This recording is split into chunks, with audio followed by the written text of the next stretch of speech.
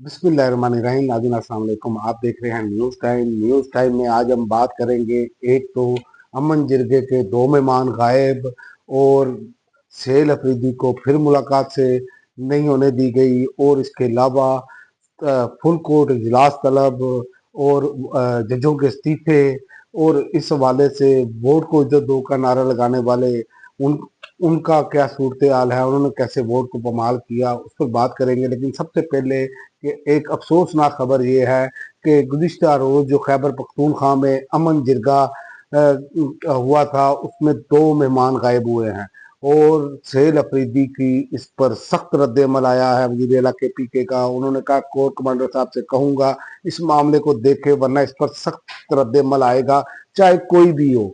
क्योंकि वो कह रहे हैं कि हमने ये सब कुछ मालूम कर लिया है कि किसी भी सूबाई इदारे के पास नहीं है, इसमें अब ये मामला जो है वो संगीन हो जाएगा। उसकी वजह ये है कि अगर वो लोग सामने नहीं, बाजियाब नहीं होते, जिस तरह गायब किया गया है, तो एक ये लड़ाई वाला माहौल जो है वो बनना शुरू हो गया है। और मैं आपको बताऊं कि आज भी इन्होंने सेल अफरीदी को जो है वो मुलाकात नहीं करने दी। ये छठे बार सेल अफरीदी इमरान खान को मिलने आए हैं और उन्हें मिलने नहीं दिया गया। ये हुकूमत की जो तकबराना जो पॉलिसी चल रही है ना, ये इंतहाई अफसोसनाक है।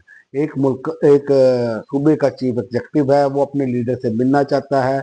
ये पहली मरतबा इन्होंने इस तरह की रिवायत डाली है, क्योंकि अब आगे इनकी बारी आनी है। तो ये मैं आपको बताऊं, चीखें बहुत निकलनी है इनकी, क्योंकि फिर इनकी हमायत में बोलने वाला कोई नहीं होगा, क्योंकि जो आपने किया है वो आपको भुगतना पड़ेगा।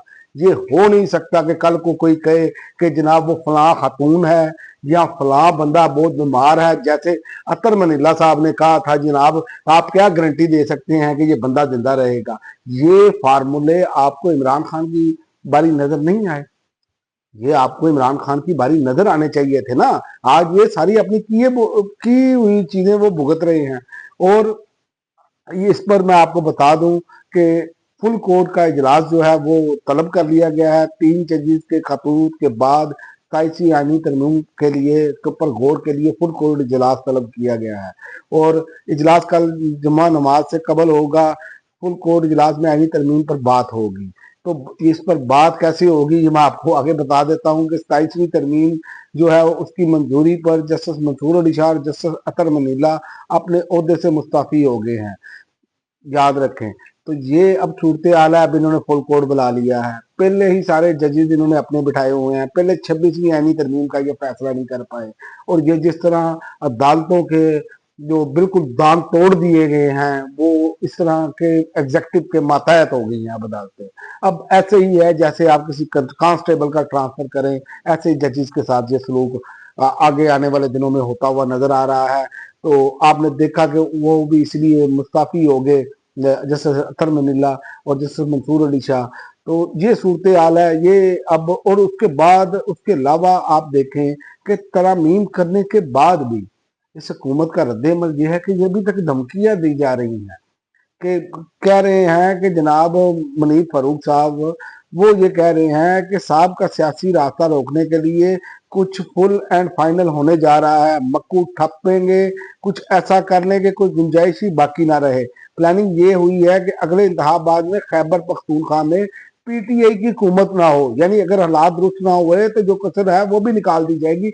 ये मुनीर फारूक साहब ने कहा है। अब मुझे ये बताएं, एक साफी ये बात कर रहा हो कि आइन और कानून की धज्जियां उड़ा दी जाएंगी, हमने इस बंदे को नहीं आने देना। यार इस बंदे को कौन साफी कहता है? जो आइन और कानून की बात नहीं करता, इसको साफत कहते हैं, इसे कहते हैं डाकिया। ये जो डाकिए है ना, इन्होंने तो साफत का बेड़ा गर्क ही करके रख दिया है। भाई आप अपना एनालिसिस दें, आप अपना तजिया दें, आप पैगाम ना दें। आप जो पैगाम दे रहे हैं वो आइन और कानून के मुकम्मल खिलाफ है। इसीलिए तो आर्टिकल 6 के दांत निकाले जा रहे हैं। आर्टिकल 6 में ये सारी तब्दीलियां जो की जा रही हैं, इसलिए की जा रही हैं कि ये लोग अपने दायरे से बाहर निकलते हैं, जो कठपुतली है इनको महफूज रास्ता दिया जाए। लेकिन ये मैं आपको बता दूं, महफूज रास्ता इनको फिर भी नहीं मिलना, जितनी मर्जी ये धमकियां दे लें। वो मर्द मुजाहिद जो जेल के अंदर है, उसका कदम जिस दिन जेल के बाहर होगा, उस दिन ये सब पकड़े जाएंगे। और आखिर में मैं आपको बताऊं कि मुस्लिम लीग नून से भी ये गिला रहेगा कि वोट को इज्जत दो का नारा लगाने वाले नवाज शरीफ मुझे बताएं कि उन्होंने जिस तरह वोट का तकद्दस पमाल किया है, जिस तरह वो अपनी सीट पर बैठे हैं और पाकिस्तान की 24 करोड़ अवाम को जो धोखा दिया है, इसको हमेशा याद रखा जाएगा। जो 26वीं 27वीं यानी तरमीम, और इसमें तो मुकल्लम खुद उन्होंने आकर वोट डाला है। नवाज शरीफ ने अपना नाम जो है वो इस टाइम आइन के साथ खड़े होने वालों के साथ नहीं लिखवाया, बल्कि वोट चोरों की फहरिस्त में लिखवा दिया है। और ये इंतहाई अफसोस के साथ कहना पड़ा है, तारीख इन्हें कभी माफ नहीं करेगी। उसकी वजह है कि आपका सियासी इख्तलाफ हो सकता है मियाँ साहब से, लेकिन मियाँ साहब 3 मरतबा के वजीर आजम रहे हैं।